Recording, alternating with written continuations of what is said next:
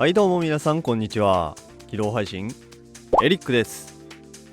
今回はこちらのエントリーグレードビルドストライクエクシードギャラクシーを改造していきたいと思います。それでは早速改造していきましょう。今回の改造にはエントリーグレードビルドストライクエクシードギャラクシーとハイグレードケルディムガンダムを使用します。まずは頭部の改造。ケルディムの頭部パーツを加工しビルドストライクの頭部に取り付けます。次に肩パーツの改造。ケルディムの肩パーツを加工しビルドストライクの肩パーツと交換します。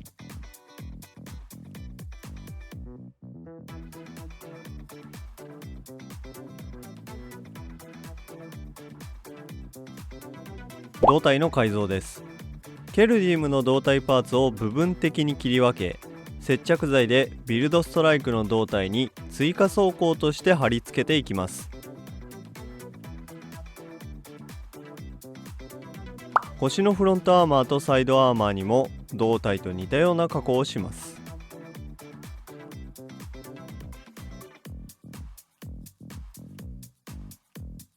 続いてケルディムの特徴的な武装であるシールドビットを取り付けるためにケルディムのジョイントパーツをビルドストライクに移植します。使用するのは GN ドライブのジョイントと足部分のジョイントです。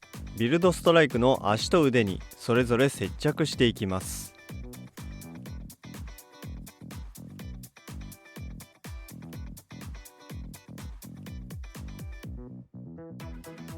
バックパックに武装を取り付けるためのジョイントを用意します。使用するのはボールデンアームズのジョイントパーツ。軸を切り取って横向きに接続できるように加工します。最後に手に持たせるライフルを用意します。ビルドストライクに付属してくるビームライフルの持ち手部分を切り取りケルディムのライフルに移植します。ケルディムのライフルも何箇所か加工しておき、形状をできるだけ変えておきました。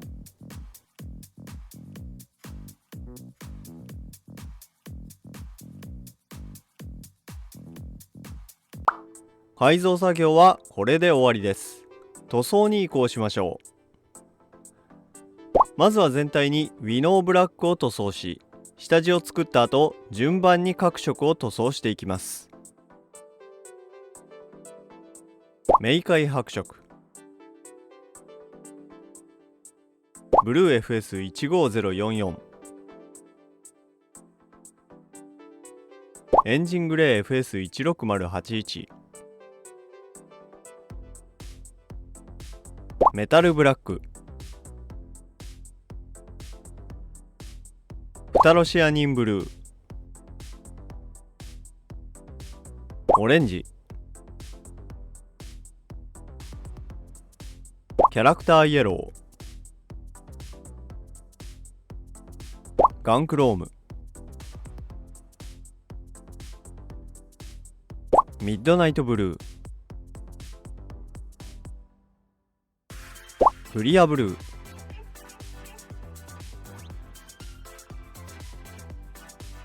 塗装が完了したら水性塗料で部分塗装をしていきます。大まかにマスキングを行いエアブラシで塗装。はみ出した部分はマジックリンで拭き取ります。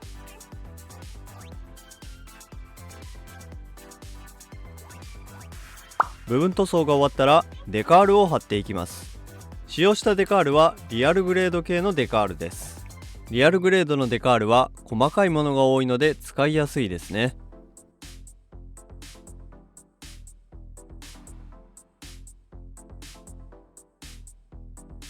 デカールを貼り終えたら艶消しトップコートを全体に拭きます。トップコートが乾いたら仕上げに 3D メタリックシールをアクセントとして貼り付けて完成です。